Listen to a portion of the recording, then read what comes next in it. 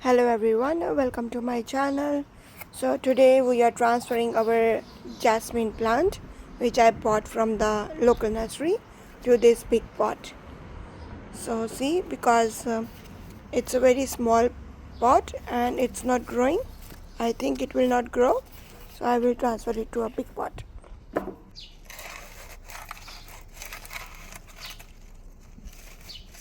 I'm just loosening up the soil. So now you can see how the roots are developed. So see, they are properly developed.